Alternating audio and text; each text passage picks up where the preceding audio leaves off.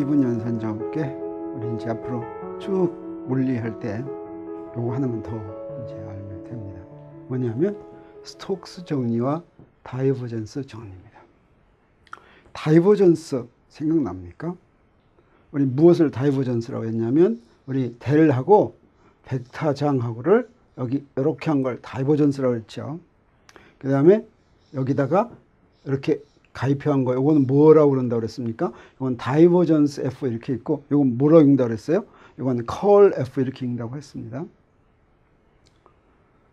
이 벡터 미분 연산자가 들어가는 요거 들어가는 적분에 대한 정리인데, 이제 여기까지만 하면 물리 앞으로 끝까지 배울 때까지 더 많은 수학적인 새로운 게 나올 건 거의 없습니다. 그래서 요거까지 알아두면 우리 벡터 미분 연산자 그리고 스톡스 정리, 다이버전스가 뭔지를 알아두면 그러면 이제 물리를 쉽게 이해할 수 있습니다.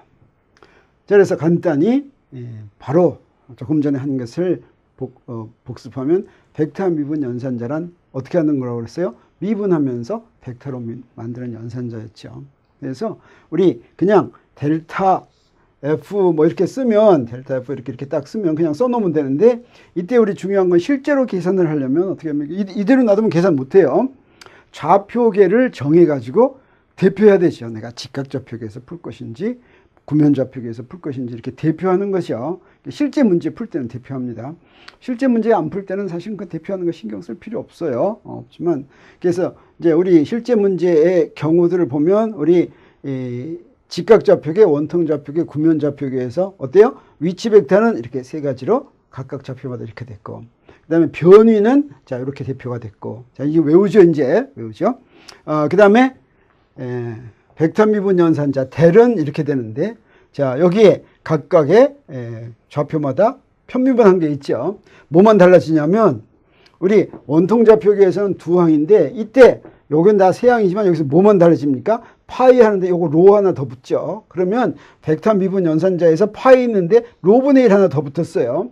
이것이 바로 벡터 미분 연산자의 정의가 일반적으로 스칼라 장을 델타라고 하면 du는 델타 u 돗 dr, 여기에 바로 델타의 정의였죠. 요 정의에서부터 서로 델타의 정의가 이것과 맞붙어 있었어요. 그래서 직각좌표계에서 이 정의에 따라서 직각좌표계를 정의하려니까 이렇게 됐고, 자 원통좌표계에서는 여기가 로가 있기 때문에 로분의 1이 붙었고, 자 이 경우에는 여기에 r이 있고 여기에 r 사인 세타가 있네요. 그래서 여기에는 r분의 1이 오고 여기는 r 사인 세타분의 1이 온다라고 하는 거 알았어요.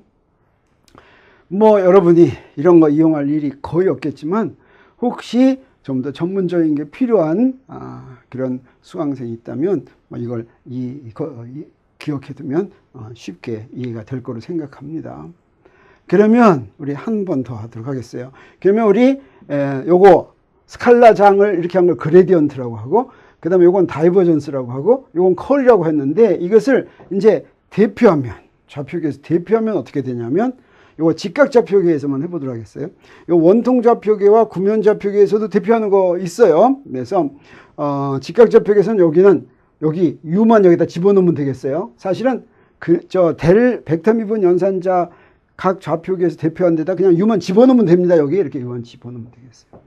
다이버전스는 우리 스칼라 곱하는 거대로 하면 돼요. 그래서 이 경우는 어떻게 하면 돼요? 이렇게 하면 돼요. 그 다음에 컬은 좀 복잡하지만 이것도 우리가 A 크로스 B 하는 것과 똑같은 방법으로 하면 됩니다. 단 유의할 건 뭐냐면 여기가 델이면 요 벡터 미분 연산자는 꼭 오른쪽에 한다라고 하는 걸 알고, 요거 어느 쪽에 놔두는지 그 순서를 조심해야 되겠어요. 뭐 이 델을 갖다가 오른쪽에 쓰면 여기 아무것도 안 쓰면 안 되죠. 이쪽에 있는 건 미분하지 않으니까 그것만 주의하면 우리 벡터 미분 연산자를 한 이 컬을 우리 각 좌표계로 대표하는 것도 어렵지 않게 이제 구할 수가 있습니다. 이런 식으로 그레디언트와 다이버전스와 컬을 직각좌표계에서 대표하고 또 원통좌표계에서 대표하고 이제 구면좌표계에서 대표하는데, 우리한테 이제 필요한 게 뭐냐면 스톡스 정리와 다이버전스 정리인데, 이것은 어떤 것을 할 때 나오는 정리냐면 적분할 때 나오는 정리입니다. 선적분과 면적분을 할 때 나오는 정이에요. 근데 선적분을 할 때는 반드시 여기에 경로를 이렇게 써줘야 된다 그랬죠. 어떤 경로. 그래서 요거 우리가 P적분 함수라고 그런다 그랬어요. 그래서 F를 DR로 선적분한다. 특히 가운데 동그라미 표시가 있으면, 이렇게 동그라미 여기 C 이렇게 돼 있으면 경로가, 적분하는 경로가 어떻게 된다고 그랬어요? 폐곡선이다, 이런 뜻이라고 했어요. 이럴 때는 어때요? 이 값을 F의 C에 대한 뭐라고도 부르냐면, 이렇게 적분한, 이렇게 선적분한 폐곡선에 대해서 선적분한 값을 서큘레이션이다 라고도 부릅니다. 서큘레이션이다. 네. 그래서 선적분의 예를 보면, 우리 이제 적분을 하려면, 벡터장을 적분을 하려면 먼저 경로를 정해야 되는데, 우리 간단한 경로를 하나 정해보도록 하겠어요. 우리 벡터 함수는 이런 함수라고 그러죠. 직각좌표계에서 표시할 때 이런 함수라고 하죠. 그 다음에 여기 이제 평면에서, XY 평면에서 본다고 하겠어요. XY 평면에서 A라는 점에서부터 B라는 점까지 가는데, 한 가지 경로는 이렇게 가는 경로, 또 다른 경로는 이렇게 점선으로 가는 경로가 이렇게 두 가지가 있다고 하겠어요. 그래서 첫 번째 경로로 가는 경우와 두 번째 경로로 가는 경우에 선적분을 해보도록 하겠어요. 그래서 A는 요거는 1, 1, X도 1이고 Y도 1. B는 2, 2, 뭐 이런 데라고 하겠어요. 그래서 요 경로에서 한다면 X는 1에서 X는 2까지 적분하고 Y는 1인데, 자, 이때 경로가 두 개죠. 이 경로가 있고 요 경로가 있는데, 요 경로는 어떤 특징이 있냐면 Y는 1을 만족하는 경로예요. Y는 1을 만족하니까 DY는 0이 되죠. 그래서 여기에 F도 DR을, 자, 요거 F하고 DR을 쓸 것 같으면 이렇게 되는데, FX DX 더하기 FY DY를 그걸 쭉 쓸 것 같으면 이렇게 되는데, 여기다 뭘 대입하냐면 요걸 대입합니다. 요걸 대입하면 무엇의 함수만으로 나오냐면, 자, 요걸 대입했으니까 Y는 1 집어넣는 거예요. Y다 없어지죠. DY 0 집어넣어요. 그럼 DX 하나만 남아요. 그러면 이게 바로 요 선을 따라서 적분했다, 이런 뜻이 됩니다. 그러면 X에 대해서 적분하니까 X가 1에서부터 2까지 적분하는 거죠. 그건 이제 1 이렇게 나왔죠. 그 다음에 여기 Y는, 요거는 어쩌냐면 Y는 1에서부터 2까지 적분하는데, 이때는 어떤 조건입니까? Y는 1에서 2까지 하는데 X는 2죠. 그러니까 X는 안 변하니까 DX는 0이 되겠어요. 그래서 여기다가 F도 DR을 여기다가 다 대입하는데, 어떻게 대입해요? X는 2를 대입하고 DX는 0 대입하면 뭐가 나오냐면 이렇게 나오죠. 근데 이 Y는 뭐예요? 1에서부터 4까지입니다. 그래서 요거를 1에서부터 4까지 쭉 적분하면 10이 나온다라고 하는 걸 알 수가 있겠어요. 그래서 요렇게 요 C1이라는 경로를 따라서 적분을 할 것 같으면 그 두 개를 더해주면 되죠. 그래서 그 경로는 여기 더해주면 되는데, 더했어요. 그래서 아까 1 나온 거하고 10 나온 거하고 더하니까 그 경로의 값은 11이다라고 하는 걸 알았어요.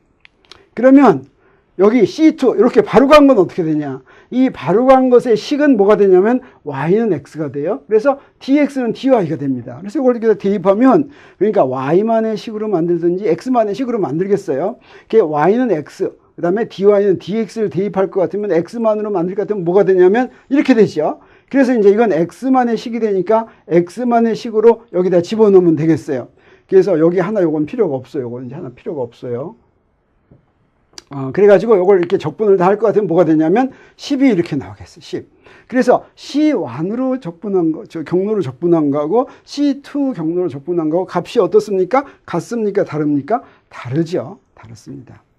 그래서 선적분을 한 경우에 한 바퀴 뺑 돌리면 어떻게 될까? 한 바퀴 뺑 돌렸어요. 그러면 요렇게 됐어요. 요게 C1이고, 아까 요렇게 간 게 요거 C2인데, 한 바퀴 삥 돌리려면 여기에 마이너스를 붙여줘야 되겠죠. C2하고 반대 방향으로 갔으니까.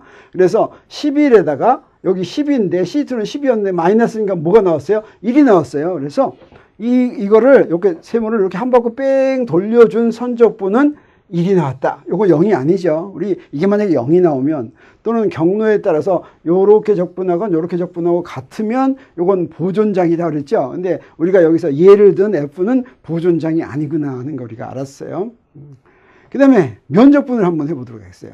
자, 요거 면적분이라고 하는 거예요. 여기는 요 할 면을 이렇게 표시한 겁니다. 할 면을 이렇게 표시하고서 F.dA, 요거 면적분을 하는데, 다시 말하면 벡터장 F가 면 S를 지나가는 선속이라고도 불러요.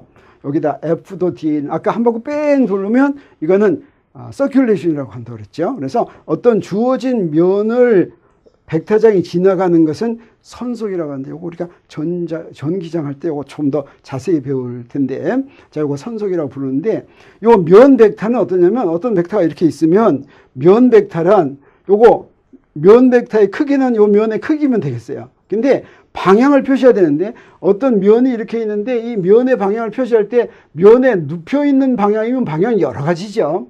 근데 어떤 방향이면 좋냐면, 면의 수직인 방향이면 그러면 한 방향만 생각해 주면 좋겠어요. 그래서 면 벡터의 방향이란 그 면의 수직인 방향을 얘기하겠어요. 그래서 면 벡터란 크기는 DA이고 N 방향인데, 이 N 방향이란 면의 수직인 방향이다, 이렇게 생각하면 되겠습니다. 그래서 면적분을 할 것 같으면, 우리 함수가 A라는 함수일 때, A는 EZ라는 함수에 대해서 아까 그린 삼각형에 대해서 면적분을 해보도록 하겠어요. 그래서 요렇게 요거 면적분을 할 때, 여기서 작은 면적소는, 여기도 dx이고 여기도 dy이고 하면 넓이가 얼마가 돼요? 넓이는 dx, dy가 되죠. 그다음에 여기 수직인 방향은 뭐가 되겠어요? z방향의 성분이 되죠. 그래서 요거 면 벡터의 면적소의 면적소는 넓이는 dx, dy이고 방향은 z니까 요거 EZ에다가 요거 면적소를 이렇게 곱하면 뭐가 되냐면 EDX, DY 이렇게 되겠어요. 그래서 이 면적분을 할 때는 조금 조심을 해줘야 되는데, 이렇게 나누고서 적분합니다. 그래서 여기 먼저 뭐부터 적분하기로 하냐면 요 뒤에 거부터 한다고 하겠어요. 그래서 Y를 여기서부터 여기까지 적분해 주는데, Y가 여기서부터 여기까지인데, 여기가 바로 뭐예요? 이거 Y는 X라는 선이니까 여기가 원에서부터 여기가 x면 여기는 뭐가 되냐면 이 y 값이 여기가 x가 돼요. 그래서 1에서 x까지 하고, 그 다음에 dx는 1에서 2까지 이렇게 적분을 해줍니다. 그래서 그걸 이렇게 쭉 적분을 해주면, 자, 여기서 처음에 dy를 적분하면 그냥 y만 나왔죠. y 1에서 x까지. 그래서 x-1이 되겠어요. 이걸 x에 대해 적분하면 2분의 x제곱 빼기 x 해서 여기서 1하고 2 대입해서 빼줄 것 같으면 그 차이가 뭐가 되냐면 1이 되겠어요. 그래서 이렇게 면적분을 해줬더니, 이 A라는 함수, A는 EZ라는 함수에 대해서 요 면에 대해서 면적분을 해줬더니 1이 나온다라고 하는 것을 우리 알았습니다. 이제 우리가 스톡스 정리와 다이버슨 정리를 짜는 게 좋다고 했는데, 스톡스 정리를 소개할 때가 됐습니다. 스톡스 정리를 지금 증명하려고 하지는 않아요.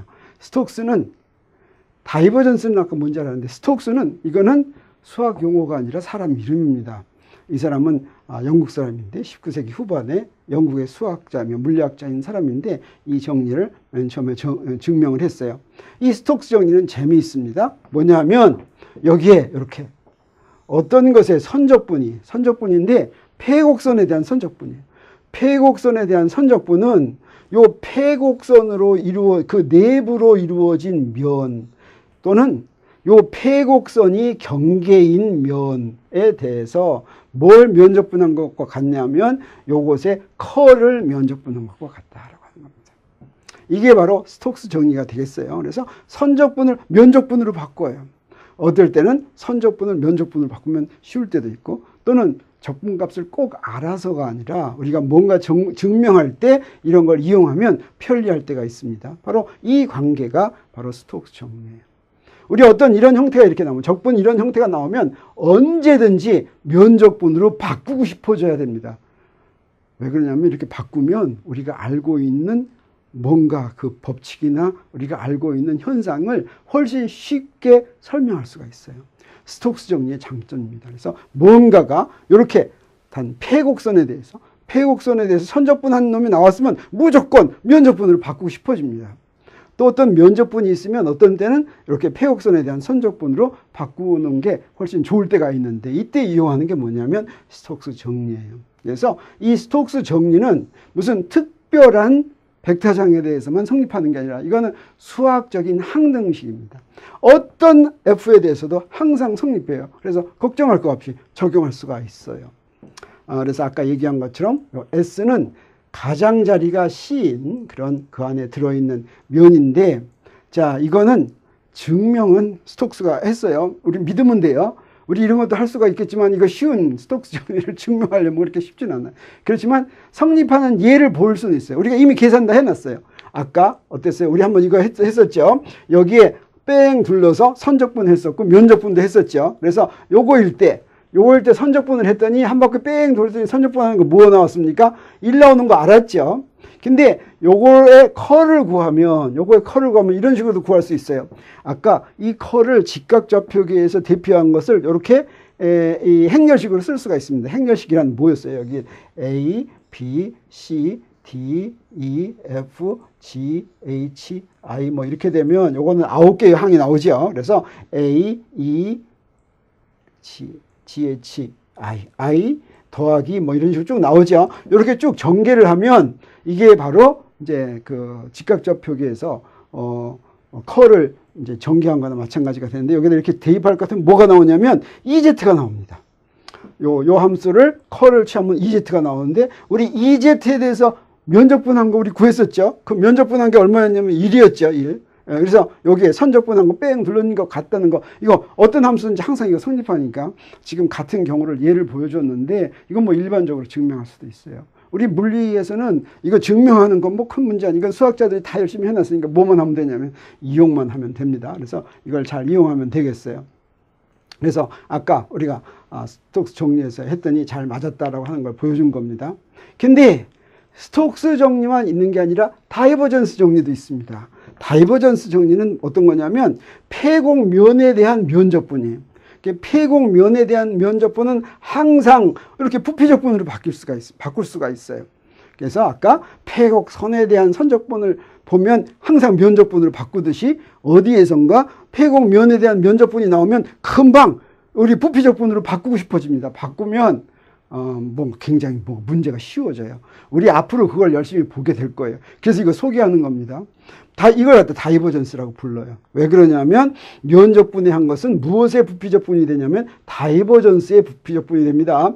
선적분, 폐곡선에서 선적분한 것은 컬에 대한 면적분이 된다면 폐곡면에 대해서 부피적분한 것은 그때 이 부피는 뭐냐면 요 면 속에 들어있는 부피예요. 요거는 요 선 속에 들어있는 면이라면 그러면 이렇게 다이버전스 되는 거를 요거를 갖다가 다이버전스 정리다 이렇게 얘기하는데 요 두 개는 항상 나올 때마다 우리가 이걸 적용하고 싶어지니까 지금 조금 시간을 들여서 스톡스 정리와 다이버전스 정리를 설명하기 위해서 사실은 이거 두 개 설명하려고 벡터 미분 연산자도 도입하고 벡터 미분 연산자를 각 좌표계에서 대표하는 것도 해보고 선적분은 어떻게 하는지도 해보고 막 이렇게 했지만 우리 사실 물리를 하면서 그 선적분 막 하고 이럴 기회는 적어도 우리 강의에는 별로 없을 거예요. 우리 강의는 문제를 진짜로 푸는 게 목표가 아니니까. 그렇지만 우리 자연현상을 설명할 때는 요 스톡스 정리와 다이버전스 정리를 이용할 때가 많습니다. 그래서 스톡스 정리 뭐 어떻게 하는 걸 알았어요? 네, 폐곡선에서 선적분 나오면 그냥 면적분으로 바꾸고 그 다음에 폐곡면에 대해서 면적분하면 그냥 부피적분으로 바꾸는 요 두 정리를 우리가 기억해 놓으면 우리 앞으로 특히 이거는 전자기 할 때 우리 조금 이따 바로 이거 적용하긴 합니다. 우리 스톡스 정리 금방 써먹습니다. 그렇지만 앞으로 점점 더 많이 사용하게 된다.